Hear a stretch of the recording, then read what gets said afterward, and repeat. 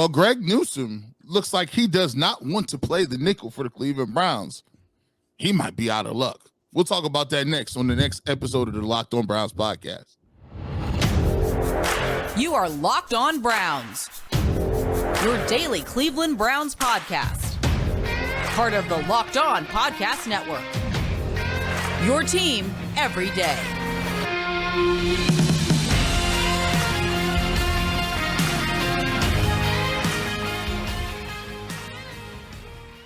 Show that never ends, your daily delivery of all things Dog Pound LGB on ELOB, the Locked On Browns podcast, brought to you by the Locked On Podcast Network, your team every day. We appreciate everybody who makes Locked On Browns their first listen. Available free wherever you get your podcasts, of course, here on YouTube. Also, check out Roku, Locked On Cleveland Sports. You will find the Locked On Browns podcast, the Locked On Cavaliers podcast, Locked On Guardians podcast, and, of course, the Ultimate Cleveland Sports Show, Monday through Friday, 11 to 1, with which you will see my co-host, Mr. Garrett Bush, at GBush91, there faithfully, day in, day out. Of course, 92.3 The Fan, radio personality over there. Catch the barbershop every Saturday morning. Plenty of opportunities to catch G on the air over at 92.3 The Host. I am your host, Jeff Lloyd, at Jeff_LJ_Lloyd.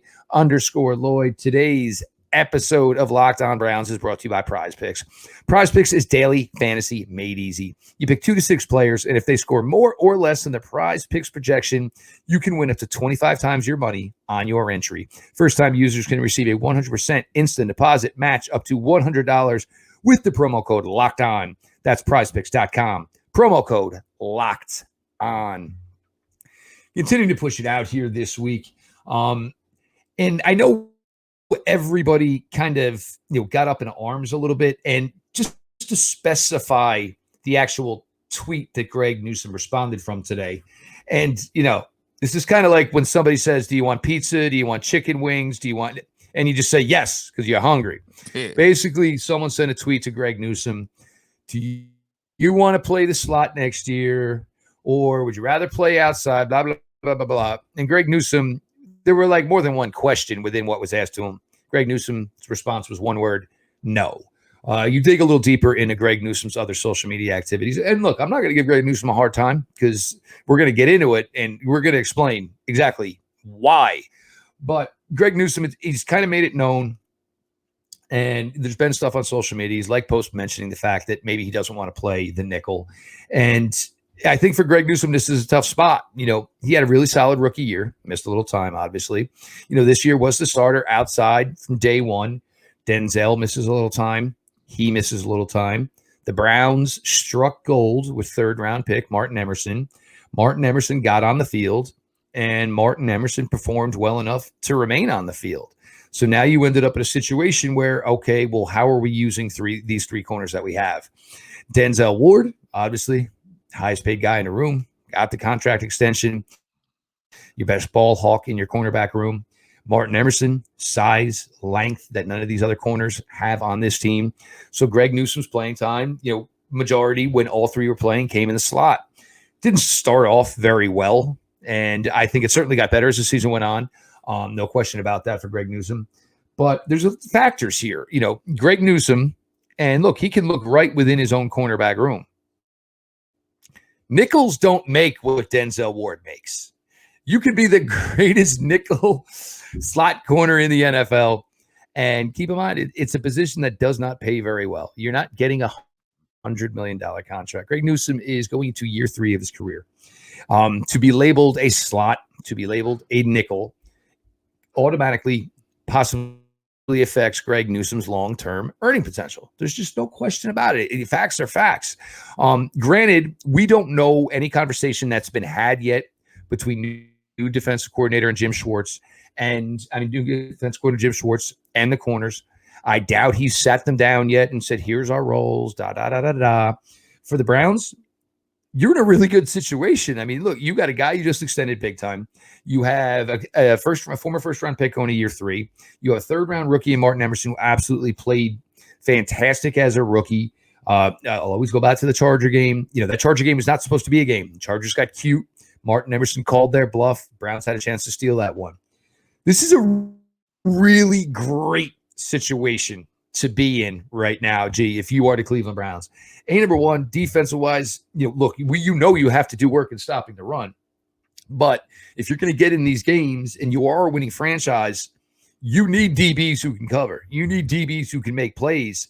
So, Greg Newsome, I'm not sure what's coming his way, but I don't think the Browns are in any hurry or any rush to change up the fact that they have 3 solid corners. And as far as maybe the nickel situation, what they're thinking, their thought process is right now is it'll work itself out. Yeah, listen, right now, this off season. So off season, people talk that talk. You this is a time where you jousting and you lobbying and you trying to let what's the name know. Basically, you letting Jim Schwartz know, look, hey, Emerson was penciled in last year with the old regime. I'm all for getting in that DB line in that 7-on-7, and I need, what I'm saying? Let's figure out who they're going to be that other corner over there. See, every time you start over, Jeff, we know the game plan. Every time you start over, it's a new coach. You got a new position coach. You got a new defensive coordinator. Guess what? Everybody auditioning except for a couple of people. We know Myles Garrett going to play. We know, what that is. We know what it looked like. But be honest with you, Jim Schwartz is going to come in and he's going to say, all the rest of y'all, anybody named not Myles Garrett and maybe Anthony Walker, y'all going to have to earn it, bro, because I don't believe it. I don't believe it because when I'm watching on film, I'm watching y'all on film. Y'all have not proved nothing to me. I like what y'all got, some raw ability, but let's not act like anybody got a position etched in stone. So they're going, and so what, Greg Newsome is saying is, look, hey, I'm the dude over there. I'm the first round pick. I was a first round pick. He's a third round pick. Let's not get it twisted. Like, we could battle skill for skill. I feel like I'm and Denzel Ward saying, well, I already got the bag. They can't do that with me. They can't even get rid of my contract if they wanted to. Sorry, Jim. So, I'm all for it. But what's going to happen when Jim Schwartz comes in there? He's going to say, look, hey, man, enough of that. You're going to have to prove it on the field. And if you don't really want to play nickel, find out how it feels to be on the bench. Because, that's just the way the game go, bro. You can lobby all you want, bro. But when these reps get divvied up, and you find yourself not being in that first unit, I don't know nobody that's with the 2s that say, you know what, I'm gonna give my 2s reps up to go to the 3s, right? No one does that. You may be disappointed that you with the 2s, but at the end of the day, you're gonna take them 2 reps and feel you can move yourself into the starting lineup. Because you know what DBs happen, Jeff? Hamstrings, pulls, growings, all that good stuff. That's what DBs get when you're running that much, covering routes, change your pace, change your directions. You know what it is. So there's always a chance for somebody to go down. And guess what? That's how Martin Emerson got his position. Hey, Newsom, you had a hamstring, a little piece of, and maybe people will learn, hey, you might want to, if you can get out there and tough it out and still take them reps, you can't make the club in the tub, bro. You can't make big money when you're on the sideline on the bikes, dog. You might want to be out there. So we're going to see. I think there's a camp battle brewing. What do you think, Jeff? Look, this is, it's a difficult spot because even still, any corner, if you ask Denzel Ward, do you want to play slot? He's going to tell you, no, hell no, I don't want to play slot. You ask Martin Emerson, do you want to play slot? No, I don't want, you're a corner. The whole DNA of a corner is I want to be on the outside, one-on-one. You know what? I don't need no stinking safety help. Have him go do something else. This is what I want to do. That you have to have that dog in you to play this position. But I am 100% with you. The reason we got to understand what type of player Martin Emerson was, and this wasn't the plan. Yes, he had a nice summer, but Denzel missed time. Greg Newsome missed time. So you get into this, and you'll hear this with a lot of teams, whether it's baseball teams coming out of spring training or NFL teams, and well, they're too deep there.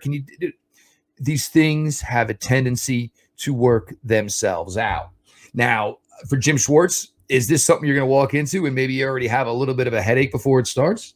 That's fine. But if I'm Jim Schwartz, if I'm saying, well, I got Denzel Ward, I got Greg Newsome, I got Martin Emerson. These are my top 3 corners. I'll find a way to make it all work. But if there's the possibility that there would have to be a change, G and I are going to talk about that here. We'll give you some speculation on something that you could possibly see if the Browns did feel that there was a situation here that's just not going to work out for everybody. We'll come back with that. Your latest Locked On Browns, Garrett Bush, Jeff Lloyd. As a small business owner or hiring manager, you know that success in 2023 all depends on team members you surround yourself with. That's why you have to check out LinkedIn Jobs. With LinkedIn Jobs, you can hire qualified candidates more efficiently with matching open roles with people who have the skills, values, and experiences to help you achieve your own goals. LinkedIn Jobs helps you quickly attract qualified candidates to your open jobs with targeting tools. Identify the most qualified candidates on LinkedIn Jobs and connect with them fast and for free. LinkedIn Jobs makes it easy to screen and rate applications based on your job qualifications all on one platform. It's why small businesses rate LinkedIn Jobs #1 in delivering quality hires versus leading competitors. LinkedIn Jobs helps you find the qualified candidates you want to talk to faster. Post your job for free at linkedin.com/LockedOnNFL. That's linkedin.com/LockedOnNFL to post your job for free. Terms and conditions may apply. Thank you for making Locked On Browns your first listen of each and every day. Jeff, first segment, we got into a little bit with the situation with Greg Newsome, first-round draft pick out of Northwestern. He wants to play outside. That's where the big money is. That's where he feels his skill set is best suited for. However, if you go into camp and it becomes unattainable and you got, him being, a person that does not want to play inside, the great thing about Greg Newsome is he hasn't lost any of his value, right? He's still a younger corner, had a solid year. Some will say that, his value dropped a little bit just because he was inside, and he's an outside corner. Young guy. There'll be a lot of teams, especially that need cornerbacks, especially that you need somebody with that raw ability that could plug him in, and they could think that would be a great resource and a great asset to have on their team. And so it's a win-win situation for the Cleveland Browns if it comes to that. If he stays, you got a nice little mix of guys out there in the secondary that's willing, that really has a diverse skill set with Denzel Ward, Martin Emerson, and Greg Newsome. But here's the thing. If they don't, they can move him, and you can now, since corner is a marquee name, and you talking about you looking to move an outside corner, right? Because now you're saying he won't play inside for us. We drafted him as outside. Now, just like the money go up, his status goes up. Now what you can get a return goes up. So now you're looking at it and saying, okay, well, I got a marquee corner. Somebody got a young defensive tackle they want to give up. Somebody got a young receiver that may not be getting enough touches that he want. Maybe it's a linebacker somewhere, young guy that's stuck behind somebody that can move sideline to sideline. Now we got something. Now we talking. We can get something for him. And to be truthful, I even think, and this may sound crazy, but even when you're talking about how great of a running back as Nick Chubb is, I think Greg Newsome has higher trade value, just because he's the position he plays, just because of him being a former first-round draft pick, and because he does have versatility. He hasn't been injured. His stock has not dropped. I think if you take a look at everybody that's realistically that could get moved, I think he would probably have the highest value over most people that you have on the defensive trade. Like here is the issue. And look, there's ways this can work. There's ways this can't work. And I'll be honest, if I'm Greg Newsome, my first issue with being, the slot all the time or the, full-time nickel is that's a lot more demand on me as far as run support. And I'm getting banged around a lot more, man. As a nickel corner, you might see a Wyatt Teller or Joel Bitonio coming around the corner. And guess what? You're the guy. You're the guy he's coming for. You're the force player. Yeah, nobody wants to be there. Nobody wants to be there when the 310-pound pulling guard's coming around. Because the first thing you're thinking is, well, I'm out here because it's supposed to be a pass. So it's not. And Jeff, man, you can't just run out and take linemen's knees out no more. No, they kind of frown upon that. They do kind of frown upon that. So, and look, and like I was saying earlier, man, what do you see? Like, you end up with guys who, maybe are quicker than they are fast. You guys who came into the NFL with a great college pedigree, but you know what? They're not that big. They're not that long. And all of a sudden you kind of get pigeonholed into nickel. You know what I'm saying? I don't think, and first of all, it's way too early to say that Greg Newsome is a slot corner in the NFL. That is way too early. What we've seen on the outside has been impressive. What we've seen on the outside has been good. And again, the Browns are in this situation. The reason they saw as much as they did of Martin Emerson was due to injuries to Denzel Ward, was due to injuries to Greg Newsome. So you got to go next man up. Now, if you do get into the situation where maybe you got to move one. Now, we've talked about this, with the Berry regime as far as drafting, to this point. Well, first year, you got A.J. Green as an undrafted free agent. You want to know what? Brown's a big fan of A.J. Green. A.J. Green's been a pretty good player when his number's been called. Year 2, first-round pick, you drafted Greg Newsome. Greg Newsome's been a solid ball player for this team. Year 3, third round, you drafted Martin Emerson. Obviously, Martin Emerson has created some of these problems that we're talking about right now as it is. So as much as we want to say, man, the Browns can't seem to get the defensive tackle room right, they don't know what they necessarily need there. Maybe the wide receiver room as well. One room where they're cooking, and they're cooking with gas, Garrett, is their evaluation of cornerback prospects. They have hit on 3 guys. One was an undrafted free agent. One was a first-round pick. One was a third-round pick. They have hit. So if you get in a situation, and look, Denzel Ward, his contract, it's very difficult to trade because the Browns are still paying money, even if Denzel Ward gets traded to go play for somebody else. So guess what's not happening? That is not happening. Then guess what? Martin Emerson is the cheapest dude in the room. And he's your longest, and he's your leanest. So maybe you get in a position where you got to move Greg Newsome. And all you people, Greg Newsome for Jerry Jeudy. First things first, look at the Denver Broncos cornerback room and then ask me why they would even be interested in Greg Newsome. None that he's not a good player. They don't need him. And Jerry Jeudy is the best wide receiver on the Broncos roster. And I doubt Sean Payton is going to purposely sabotage what's left of Russell Wilson's career by trading away his best receiver. All things. Just stop being delusional. What would the Browns do? You move Greg Newsome. But here's the problem, even if you're the Browns.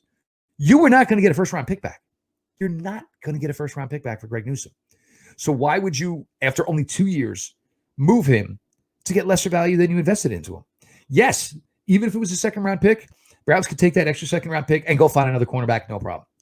But why? They're not ready to give up. It's going to be a situation. And for me, the way I see it playing out, I see Jim Schwartz. And look, I've talked about this forever with Denzel Ward, as good as he is. It should be a week-to-week basis. It should be a matchup thing that you like. Look, there's weeks where Denzel Ward draws a tough assignment. Denzel obviously under 6 feet, Greg Newsome over 6 feet, Martin Emerson a little bit more over 6 feet. Switch it up. You know what I'm saying? There's no reason you can't have Denzel Ward run a couple reps at nickel. We know he's a good blitzer. We know he's a smart player. We know he's savvy against the run. And he is smart as much as he is almost like a testador, like he gets himself in situations he should not put his body in. You put Martin Emerson in there. What if you got a slot who's just an absolute pain, a Wes Welker, a Cole Beasley, and you say, Martin, you know what you love to do? And you know what we love about you is that you love to be physical. So you know what? Take that little snot wearing 15 and cobra him for 5 yards, suffocate his ass. Things like that nature. And I think this will be what will resolve these issues, because this is going to be a way Jim Schwartz is going to like the fact that he's going to be able to have some creativity here with 3 guys that they're absolutely confident in on the outside. But it's just a situation where some guys are going to have to go in sometimes. You know what I'm saying? Like, hey, look, yeah, you may have been the greatest shortstop on your little league team, but this is high school ball now. You want to go play right field? You want to sit on a bench and keep the scorebook for coach? You got to do what you got to do. This is the NFL. The Browns should get this worked out, because the biggest difficulty here is if you did have to move Newsom, you're not going to get the return of the investment that you have into him. He just hasn't played enough. The track record isn't there. You can't move Ward, and you'd be a fool to move Martin Emerson, who's giving you standout play and making no money to this point. We're going to switch it up, G and I. We've got, obviously, Hall of Fame announcements coming imminent, list of finalists. And me and G and I were going through this, man. It could be a long, long show in August, because there's a lot of names here, man. It's really, really difficult to trim this down. And, some of these guys, have been waiting till they get that opportunity. You have some positions where you're really deep at one position. You got 3 wide receivers, you got 3 DNs. Garrett and I'll give some thoughts here on who we think will finally make this call here, headed for the Super Bowl. I'm sorry, the NFL Hall of Fame class of 2023. All this on your latest Locked On Browns. This year, the only app you need at your Super Bowl party is FanDuel, America's #1 sportsbook. We're really excited about our new sports betting partner for Locked On because they are the #1 sportsbook in America, FanDuel. And if you are new to FanDuel, that's even better. They have many great features that make betting on sports fun and easy. Download FanDuel now so you can bet Super Bowl 57 with a no sweat first bet. You'll get up to $3,000 back in bonus bets if your first bet doesn't win. FanDuel lets you bet on everything from the money line to point spreads to who will score a touchdown. You can bet the coin toss, over-unders, first game touchdown, anytime in the game touchdown, first field goal, safety, all of these things. You can put wagers on with FanDuel, which is good because the Sportsbook app is safe, it's secure, and it's super easy to use. Best of all, you can get paid on your winnings instantly. You want to go a parlay, put together 5, 6 long shot bets. You ain't got to put a lot of money in, but there's a potential for a big payout. Yeah, you can do all that with FanDuel. So join FanDuel today at FanDuel.com/LockedOnNFL to claim your no sweat first bet on Super Bowl 57. That's FanDuel.com/LockedOn. Make every moment more with FanDuel, the official sportsbook partner of the NFL. You know what, Jeff? This is crazy, man. Welcome back to Locked On Browns podcast. And this is our prediction, our Hall of Fame prediction, I guess you would call episode. You got a couple of dudes going into the Hall of Fame. One of them we think unanimously will be Joe Thomas. But I mean, when you take a look at these guys, and we'll go through this a little bit, Jeff, right here for you. They can announce up to 5 inductees from the 15 modern era finalists for 2023, plus a possible induction of 4 senior category finalists. Finalists in their first year of eligibility are Dwight Freeney, Darrelle Revis, and Joe Thomas. So those guys are what we say. I have an opportunity to be first ballot Hall of Famers. But when you look at the list of individuals, this 2020 class is stacked. They got some ball players in here. You got Darrelle Revis. Obviously, we know what Joe Thomas is going to do. Even Joe Thomas is such a slam dunk that we didn't even want to even lead with it. We just said, listen, we're going to wait till it come out at 9. We'll talk to y'all tomorrow. But everybody and their mom knows Joe Thomas is getting in here. Devin Hester is the best kick returner of all time. And then we talk about this is where it gets tricky. Torrey Holt, Reggie Wayne, and Andre Johnson almost are the same cat. When none of those are above the other one, when it comes to thinking of like, okay, who's head and shoulders above the other guy, for me, those guys kind of cancel each other out. Dwight Freeney and Jared Allen, I mean, those guys are DeMarcus Ware are good gracious, good love picking that. Like, you know, I give a slight edge. I would slight edge to Freeney, but all those rest of those guys, they're monsters. Then you have Patrick Willis and Zach Thomas as your linebackers. Now it's super rare to get in as a linebacker, in this regular traditional middle linebacker. But I don't know about the Zach Thomas. Zach Thomas to me was never really. Like when you mentioned Zach Thomas, I never thought of him as the best linebacker in the game or the most dominant linebacker in the game at the time. Now, at one point in time, Patrick Willis sure was. I mean, he ended his career early, but he was for a long time with San Francisco as one of the best middle linebackers in the game. Darren Woodson, okay, Darren Woodson was pretty good. Rondé Barber, I thought he was excellent for the Tampa Bay Buccaneers. Albert Lewis and Willie Anderson are there as well. Jeff, when you look at that list of Hall of Fame finalists, and I'm basically giving you the list of the modern era players, which one of those players really stand out to you, and what do you think about the receivers and the defensive ends here? This is going to be a tough decision. Now I grew up, obviously, New York City is where sports radio started. Mike Francesa, whatever you think of him. was basically, one of the gods in, everyday sports talk radio. And, and so me and my friends, as much as we listened, what did we take away from it? Like his thing always is so-and-so a Hall of Famer. And if you don't say yes or no right away, then he's not. Like, you know what I'm saying? Lawrence Taylor's a Hall of Famer. Yes. Like, I mean, you should, if a guy is worthy of the Hall of Fame, you should never, ever say, well, let's play that game then, Jeff. How's about we go down Okay, so this is where I'm going with my point. Darrelle Revis, Hall of Famer. Yes. There is no doubt about Darrelle Revis, a Hall of Famer. Joe Thomas, Hall of Famer. Yes, no doubt about it. So there's your two. There's two right off the bat. Now, obviously, you went through the fact that you have some issues at you have guys at the same position. Andre Johnson. Guess what? Andre Johnson not really playing very meaningful football, not really having a type of playoff type of run. Andre Johnson's in a really, really tough spot there. There's no doubt. Torrey Holt, dude, I'm pretty sure Ike Bruce is in the Hall of Fame. I'm pretty sure Kurt Warner's in the Hall of Fame. Pretty sure Marshall Faulk's in the Hall of Fame. They were a special era, that team. And he was better than Isaac Bruce. I think he was. I absolutely think he was. I think Isaac Bruce became who Isaac Bruce was because Torrey Holt got to town. I 100% agree with you there. No doubt about it. So then, and now the two linebackers. Wills, what hurts him? You left this game early, man. God bless you for leaving it early. Your guy probably leaves a good life. He's probably not dinged up. You know what I'm saying? He doesn't have doorbells ringing that aren't ringing in his head. Zach Thomas, I'm with you. I never said, oh, my God, Zach Thomas. Zach Thomas just really wrecked this football game. I never saw. I thought he was a really, really, really, really, really good player, though. Okay, and this is one, and I'm going to go here just because this guy should have been in a long, long time ago. I'm going to give you some stats here, Jay. 1,300 career tackles.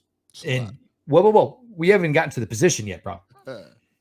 29 career sacks. Still haven't gotten to the position yet. 16 career forced fumbles, 12 fumble recoveries, 47 interceptions. Can someone in the world tell me why Rondé Barber is not already in the Hall of Fame? Yeah, that's not even that. You're covering, you're making interceptions, you're doing all the dirty work. Rondé Barber, not only should he be in the Hall of Fame, he should have been in the Hall of Fame. And I'm with you. I look at those three pass rushers, and Dwight Freeney was a different breed.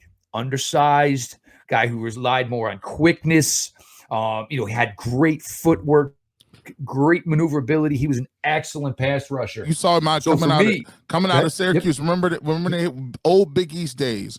Remember when they had Mount McKinney and Dwight Freeney. He had never given up a sack, and Dwight Freeney ate him alive at Syracuse, just running off that end. Dwight Freeney was behind his back before McKinney's hand was off the ground. There's no question about it. So of this class of the modern day guys, I've got Darrelle, I've got Joe, and look, they might not go 5. They might not, because the thing is, it's going to be tough because Joe goes in. There's going to be a lot of hoopla here, and the amount that's going to be just on scene. Number one, because a Cleveland Brown is going into the Hall of Fame, and it doesn't happen very often. And the fact that Joe is just as big as he is, that's going to take up a lot of this ceremony. But Torrey Holt, in my mind, should be there. Rondé Barber should be there. Dwight Freeney should be in there. And, then it's going to start trickling down because, a couple of years from now, these guys, you don't get in now, you can start competing with the Tom Brady's of the world, the J.J. Watts of the world. And think you want to get in the next couple of years. Otherwise, I mean, they might just say the year it's J.J. Watt and Tom Brady. Say, that's it. We ain't even giving nobody else a chance. And you got to think about it now. Devin Hester is pretty much your last returner going in because you can't even return kicks anymore. Nope. Nobody returns kicks. I mean, this guy, he changed the game in terms of he ran back the opening kick of the Super Bowl. This guy, I think Devin Hester is the last return guy to get in. I think they may sneak him in just because now they're pretty much, as the league said, we're taking that play out of the game. That's no longer. I think he'll be a throwback. Yep, he's Ray Guy. Yep, and that's the thing though for Devin Hester is like how long does it get stewed on this? Like, look, you're going in the Hall of Fame. We just maybe don't know when. Now, guys don't want to hear that. But, I mean, you look at this and, the reason Devin Hester was as good as he was is people were just stupid. Stop kicking the ball to him, dude. I mean, I want you to punt the ball 35 yards and make sure it goes out of bounds. If Devin Hester catches the ball, you are fired. You will not take the next punt for this team today. I'm not talking about fired when the game's over. I'm not going to let you punt again. But he actually, Devin Hester actually messed it up for Josh Cribbs. I think if Devin Hester isn't alive or Devin Hester is never plays football, I think you seriously look at Josh Cribbs as saying, wow, he was doing stuff that no one else did. I think Devin Hester came and did it at such a high level that you can only have one, maybe two specialists like that in the game, and you got to go with Hester. And we'll just keep this one here, Browns fans. If you take into athletic ability and speed, Josh Cribbs was the better returner because he did more with less. Devin Hester was one of the fastest dudes ever in the NFL. So it was real easy to do what he did. Josh Cribbs, it required creativity. It required work ethic. It required film. Like, dude, this guy spent a lot of time watching film to be a solid return man. So you get to it. Yeah, for me, those are the names. We'll see the way it all works out Thursday night. You got the awards. G and I will be back tomorrow, our Super Bowl preview. I hope you guys haven't listened to some other spots I've already done this week because I don't want the cat out of the bag, so to speak. But we'll get to all that. But it's a culmination, and I know G and I are excited because to actually just be sitting here and like kind of waiting on information for a guy we know, a guy we talk to, a guy who's just an absolute stinking gentleman and just a great human being all around, and to be able to actually know that. Well, I actually know that dude, like physically know that dude. I've talked with that dude. I mean, I can only there's a little bit of nerves in me, and I can only imagine what's going on with Joe and his family right now. It's crazy, man. Like you said, from a dude that you talk to and and you've had a great conversation with, ins and outs. It's just really cool to see a guy like that be able to, really know that he's about to be inducted into the Hall of Fame. So I'm just ecstatic to, see Joe go in because, you know what? He was the only thing we had for such a long time, and it's good for him to finally get his flowers on that main stage because there's a lot of opportunities that we felt like Joe should be in the playoffs, and he stayed here when he could have went other places. So shout out to him, and I'm looking forward to being from Canton, having an opportunity, definitely to enjoy that. No doubt. So got to a ton here. Obviously, look, how this all shakes out with Greg Newsome, the cornerback position. And, I can't blame Greg. No corner wants to be labeled a slot corner. Nobody wants to have to play in there. You know what I'm saying? I've shown what I can already do on the outside. Why is it automatically I'm the one that's got to go to the inside? I get it. I do. We'll see if there is a way the Browns have to work around it. We'll see. We talked about that, obviously. And Hall of Fame inductions, I know everybody's here, and we talked about this, yesterday with what you all witnessed with LeBron Thursday night, situation we're about to get here with Joe Thomas. Cleveland fans, you're tough because you ain't spoiled by any means whatsoever. So you get, something like this in a 48-hour period. It's a really, really special moment for all you guys who put in a lot of time loving and rooting for franchises. Sometimes turn around and break your heart, but you get a couple special moments like this in a 48-hour window. He is Garrett Bush, part of the Ultimate Cleveland Sports Show, Monday through Friday on YouTube, 11 to 1. Make sure you're checking it out. Also, The Barbershop, Saturday mornings on 92.3 The Fan. Can always catch G over there as well. Other opportunities. Myself, Jeff Lloyd, at Jeff_LJ_Lloyd. The show, at Locked On Browns, follow back account. We appreciate you all for making Locked On Browns your first listen. Whether it's on your favorite free on your favorite podcast app, of course, here on YouTube, the Roku app, of course. A lot coming on here. Close out the week before we get to Super Bowl 57 Sunday. Eagles Chiefs should be a good one. Barbecue versus cheesesteaks. We'll see the way it all plays out. This has been your daily delivery of all things Dog Pound, LGB on ELOB. Let's go Browns.